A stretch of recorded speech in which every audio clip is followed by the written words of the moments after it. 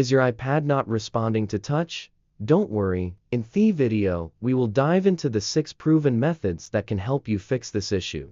Step 1. Clean the screen. Dirt and grime can interfere with touch sensitivity. Use a soft, lint-free cloth slightly dampened with water or an alcohol-based cleaner to gently wipe the screen. Step 2. Restart your iPad. A simple restart can often resolve minor software glitches. Press and hold the power button until the Slide to Power Off slider appears, then slide to turn off your iPad.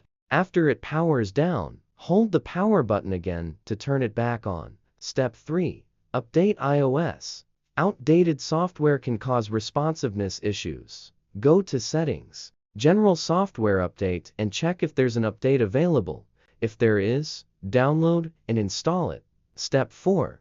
Reset all settings. If the problem persists, try resetting all settings. Go to Settings, General Reset all settings. This won't delete your data, but it will reset your preferences and settings. Step 5. Restore your iPad.